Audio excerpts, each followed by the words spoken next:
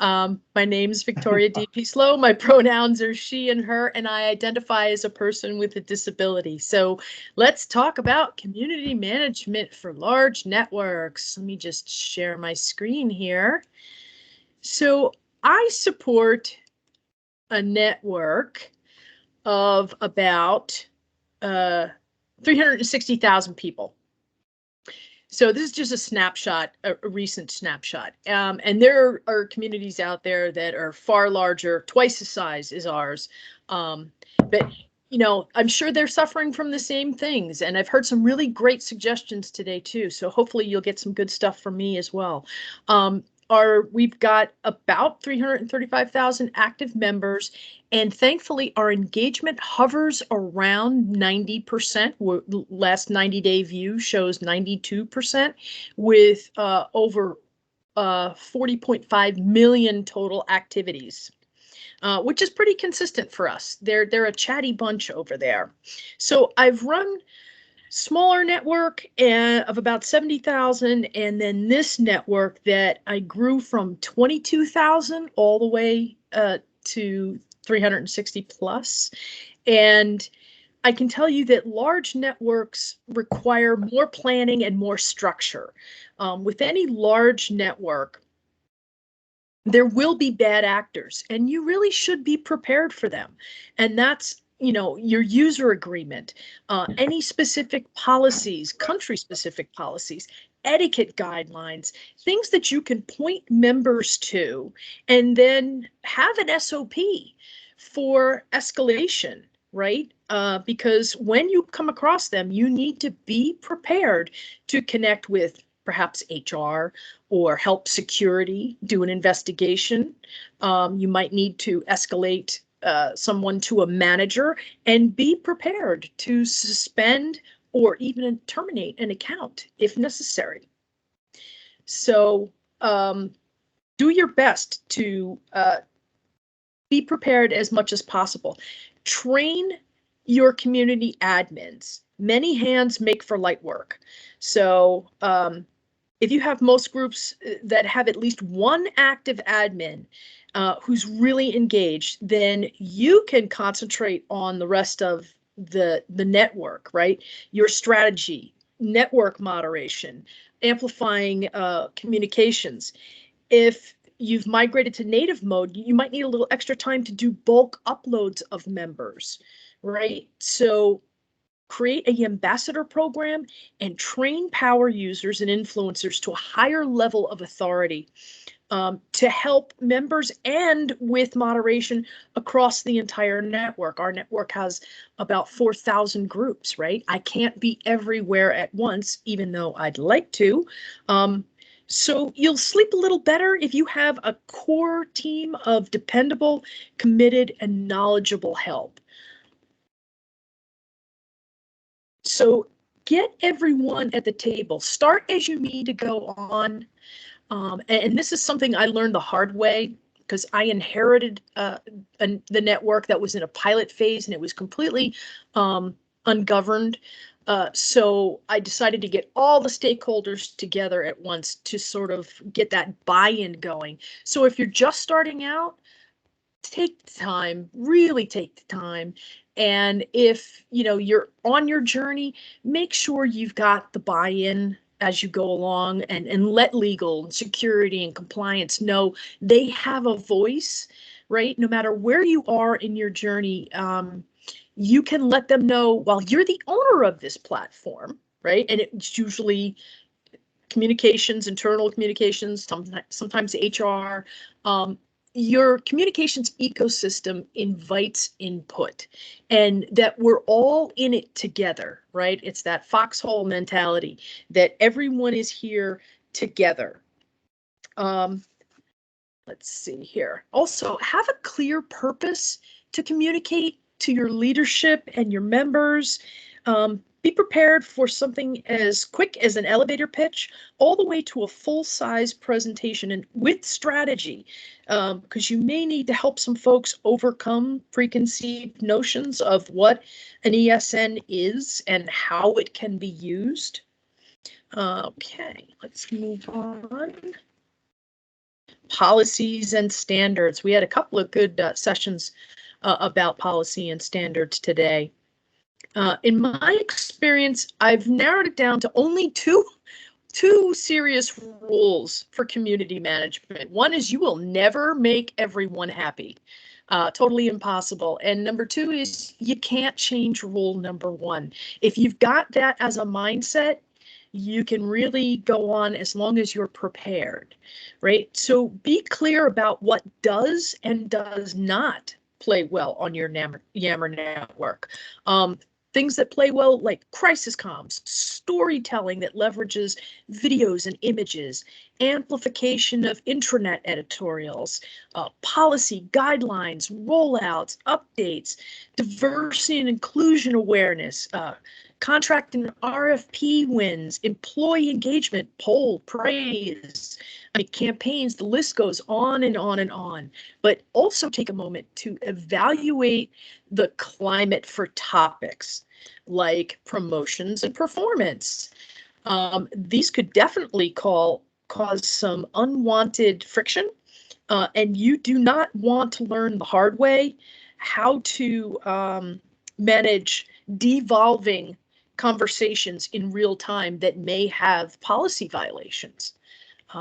You know, that's a lot of hot water you could really avoid if you have some of these policies in place. So regulate as much as you can, right? Hopefully you've got a good user agreement. If you haven't updated your user agreement in a while, we're going to start the new year. This might be a good time to think about updating your user agreement. We're now going to follow a policy as of 2022 that we're going to reinstitute the user agreement every 6 months, because we have so many people coming and going. We want to make sure that everybody remembers what that was.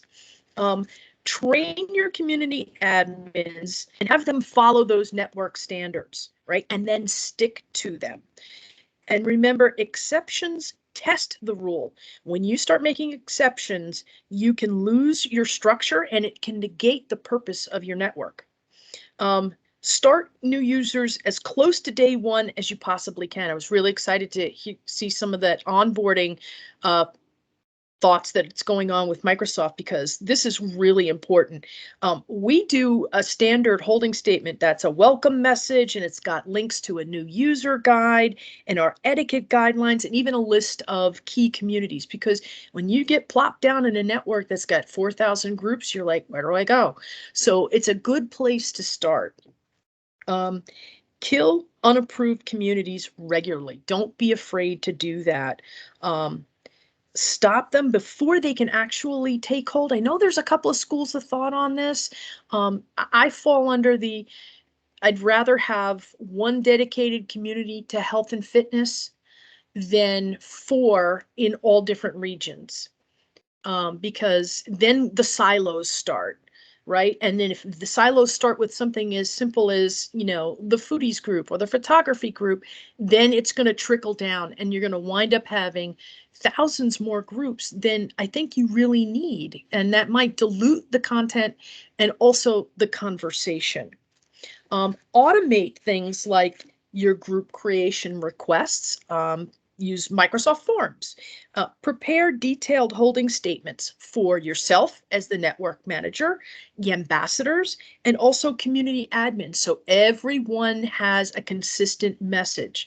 And it's easier for them to copy and paste. Then they don't have to type every single time. And you know that that consistent message is following through at all levels of the organization. Moving to native mode is going to help with limiting who can create communities because of the M365 group creation rights. However, that is not going to stop them from trying.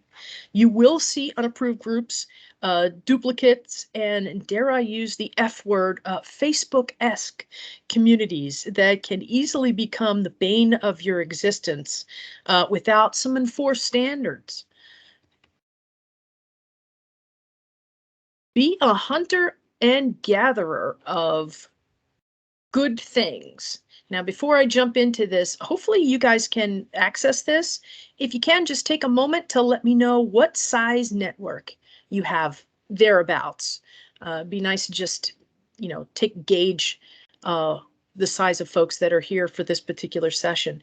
So become a collector and a storyteller of best practices, the communities that are doing, the admins in those communities that are doing best practices, use cases, right? From groups that exhibit those best practices. Seek out leader pull quotes. You can use them everywhere in your presentations, in your elevator pitches, in just regular conversation. Plus, the leaders probably would not mind to be quoted across Yammer and throughout the organization. Plus, they're doing good work. Support them.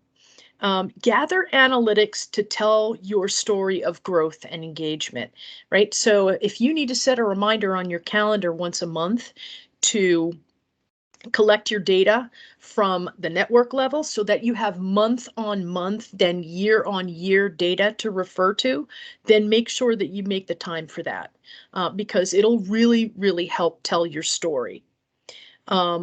And illustrate the power of working social, right?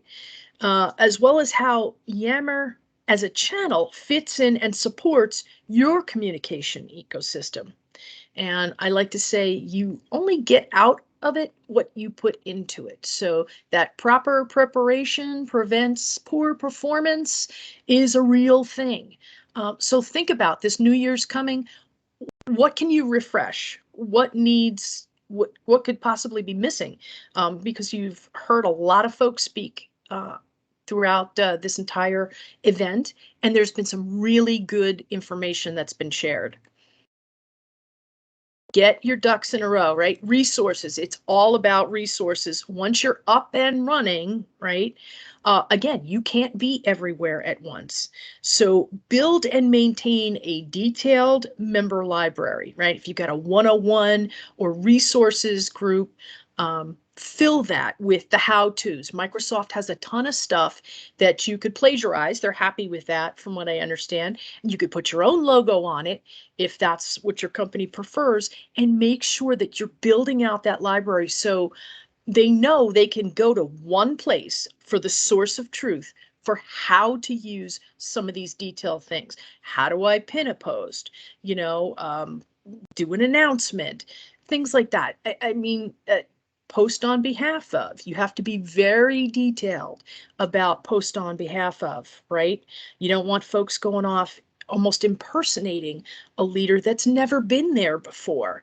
You want to make sure that they're established. So set some guidelines around the things that you want them to use that is available to them. I have a running deck of just, the updated resources that are coming from Microsoft. Right? So things like that can be very useful. Plus, they're going to pull them and put them hopefully in their pin sections of their community. So ensure the resources that you do build are tucked away everywhere you could think of. All company resources, the 101 group, any of your major communities. When we start out communities after they're approved, we recommend that they pin our policy deck and the etiquette guide. And if we know that they're going to get a whole wave of, say, new graduates that are coming in, add the new user guide, because it might be their first time that they're ever using an enterprise social network for business. And you don't want them coming in with that preconceived notion of, woohoo, it's Facebook for work. So socialize and share the content that you build. You're going to spend a decent amount of time building this stuff. Now you want to make sure that it gets in the right hands. So you're tucking it away in all of those communities, and then socialize it with your ambassadors, your power users, your influencers. Every time you do training, point them to it. Put the links to it in the chat session. If it's recorded, make sure that you mention it so that when they share it with other admins, they also learn about it. Share it also with your internal communications team, right? So they know that there is structure. They know that there is a policy. So if somebody asks, hey, so how do I create a Yammer group? They don't have to point back to you, because usually there's only one or two people, if you're lucky, supporting an entire network.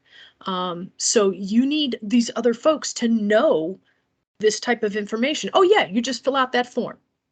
And it makes life a lot more streamlined and a little bit easier. So with that, I think I may have finished early.